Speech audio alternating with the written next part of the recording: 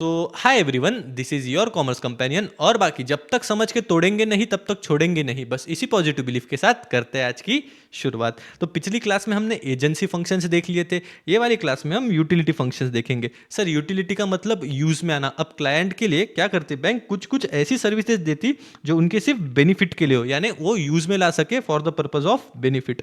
तो utility is equal to benefit, यानी commercial bank provides it for the benefit of its client. Clear है? Clear है sir. अब ये कौन से यूटिलिटी फंक्शन परफॉर्म करती? और बाकी जिनका इस चैनल पे पहली बार आना हुआ, welcome to my concise series, जहां ये सीरीज पर्टिकुलरली थोड़ी एग्जाम ओरिएंटेड सीरीज होगी, जिसका मेन फोकस चीज़ों को समझने के साथ साथ उन्हें याद रखने पर भी होगा, ताकि एग्जाम के टाइम हम सारी चीज़ों को बिल्कुल अच्छे से रिटेन कर पाए। And to know everything about my concise series and to take 100% from my videos, please make sure to check this video out as it is a must watch video, क्योंकि इस वीडियो के अंदर हमने एक पूरा flow cover किया है from your paper pattern and syllabus to a logical sequence that you should follow to make your study super easy.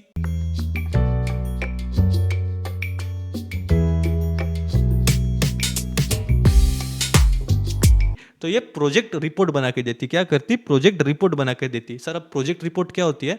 तो जनरली अगर कोई प्रोजेक्ट चल रहा है, चाहे वो फैक्ट्री हो या अंडर कंस्ट्रक्शन हो, रियल इस्टेट वगैरह कुछ हो, तो जनरली क्या होता है, यहाँ की एक प्रोजेक्ट रिपोर्ट निकलती, यानी इस प्रोजेक्ट की वैल्यू कितनी है, ये फ्यूचर में कितना पैसा ला सकती है, यानी इसके फाइनेंशियल प्रोजेक्शंस क्या है, और इसमें बाकी भी चीज़ें होती है जिससे हमें एक उस प्रोजेक्ट की वैल्यू समझ में आए।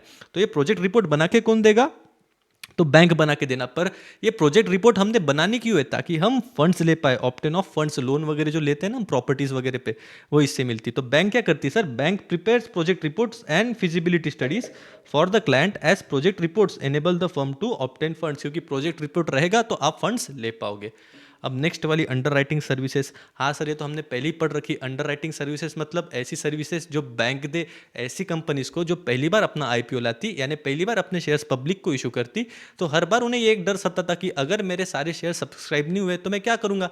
तब ये बैंक्स बीच में आती और बोलती कि देख भाई, हम गारंटी लेते कि तेरे सारे शेयर सब्सक्राइब होंगे, अगर ना हो पाए तो बचा हुआ पोर्शन, यानी जो भी बचे हुए शेयर्स थे वो हम ले लेंगे। तो क्या बोलती bank? Bank underwrite the issue of securities by the companies. कौन सी कंपनीज? जो पहली बार आईपीओ, पहली बार फ्रेश पब्लिक इशू चलाती। If shares are not fully subscribed, यानी ऐसे शेयर्स जो फुल्ली सब्सक्राइब नहीं हुए, यानी जो शेयर्स बच गए वो हम ले लेंगे। The bank takes up the remaining portion. Clear है? क्लियर है सर।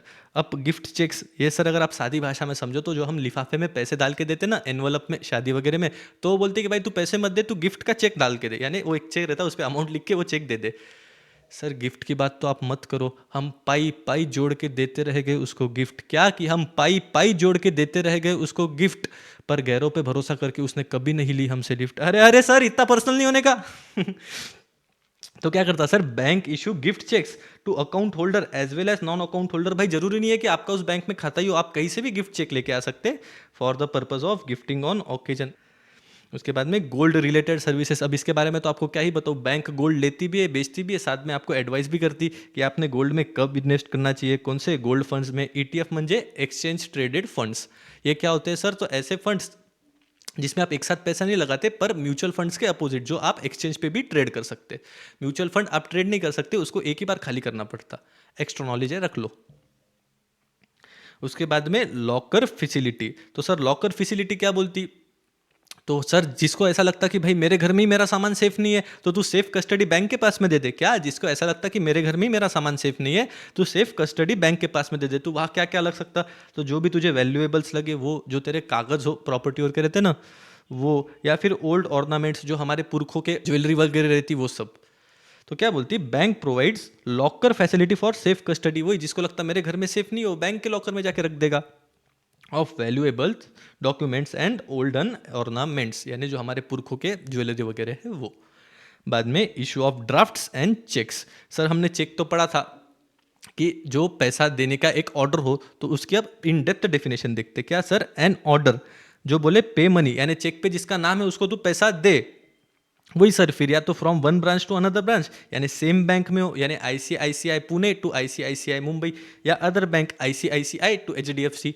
क्लियर है? क्लियर है सर। पर ये ड्राफ्ट क्या है? तो हमने तो सर ड्राफ्ट देखा था ना, ऐसा चेक जो कभी बाउंस ना हो, क्योंकि बैंक पहले से ही वेरीफाई करके रखती कि आपके अकाउंट में उतना बैलेंस है या नहीं है।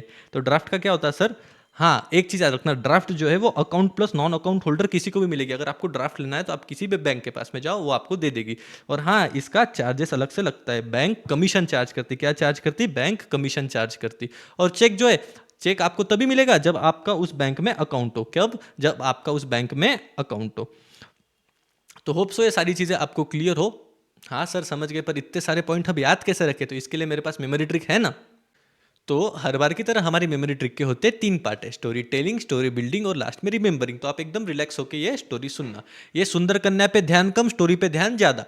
तो क्या हुआ था, ये जो मैडम है ना, इनका बहुत नाम था मार्केट में। ये जो भी प्रोजेक्ट अपने अंडर में लेती थी, क्या ये जो भी प्रोजेक्ट अपने अंडर में लेती थी उसको 1 नंबर कंप्लीट करके देती थी। तो एक बार कोई बहुत बड़ा आदमी था, मैम ने उनका प्रोजेक्ट अपने अंडर में लिया और बखूबी इसको भी कंप्लीट किया। तो वो ओनर मैम के काम से इतना खुश हुआ कि वो ओनर मैम को गिफ्ट देना चाहता था। और वो गिफ्ट में ऐसी वैसी चीज नहीं भाई, गिफ्ट में वो गोल्ड देना चाहता था। क्या देना चाहता था वो गिफ्ट में? गिफ्ट में वो गोल्ड देना चाहता था। पर आप मैडम की फूटी किस्मत बोल लो या उस ओनर का खोटा मन बोल लो, जब गिफ्ट देने का टाइम आया तो उसने बोला कि देख यार गोल्ड तो लॉकर में छूट गया। क्या बोला उसने? देख यार गोल्ड तो लॉकर में छूट गया, तो अभी का चेक और ड्राफ्ट ले ले। क्या? तू अभी का चेक और ड्राफ्ट ले ले। होप सो ये स्टोरी आपको क्लियर हो, नहीं तो एक बार रिवाइंड करके वापस देख लेना, क्योंकि अभी हम पिक्चर फॉर्मेट में देखेंगे। तो मैडम पे ध्यान कम, स्टोरी पे ध्यान ज्यादा। तो क्या किया हमारी मैडम ने? एक प्रोजेक्ट था, उस प्रोजेक्ट को अपने अंडर लिया। क्या किया? उस प्रोजेक्ट को अपने अंडर लिया, जिससे हमारा ओनर बहुत खुश हो गया था। तो वो उस प्रोजेक्ट के गिफ्ट के बदले में मैम को गोल्ड देना चाहता था। क्या देना चाहता था? मैम को, मैम को गोल्ड देना चाहता था। पर आपको पता है, या तो मैडम की किस्मत फूटी थी या ओनर का मन खोटा था। वो गोल्ड लॉकर में था। कहा था? वो गोल्ड लॉकर में था। अब लॉकर में था भाई, पेमेंट तो देना ही पड़ेगा। तो फिर वो बोली भाई तू आ, तू चेक और ड्राफ्ट से पेमेंट ले ले। तो चलो ये स्टोरी को एक बार अच्छे से देखते। तो क्या हुआ, हमारी मैडम ने एक प्रोजेक्ट अपने अंडर में लिया। क्या किया? एक प्रोजेक्ट अपने अंडर में लिया, जिसके गिफ्ट में मैडम को गोल्ड मिलना था। पर क्योंकि वो गोल्ड लॉकर में था, क्या? पर क्योंकि वो गोल्ड लॉकर में था, तो फिर चेक और ड्राफ्ट मिला। एक बार वापस देखते सर। क्या हुआ, मैडम ने एक प्रोजेक्ट अपने अंडर में लिया, जिसके गिफ्ट में मैडम को गोल्ड मिलना था। पर क्योंकि वो गोल्ड लॉकर में था, तो फिर चेक और ड्राफ्ट मिला। एक बार वापस देखते। क्या हुआ था, मैडम ने एक प्रोजेक्ट अपने अंडर में लिया, जिसके गिफ्ट में मैडम को गोल्ड मिलना था। पर क्योंकि वो गोल्ड लॉकर में था, इसीलिए फिर चेक और ड्राफ्ट से पेमेंट हुआ। होप सो आपको क्लियर है। अब क्या सर हमको याद है कि नहीं? तो देखते ना, याद है।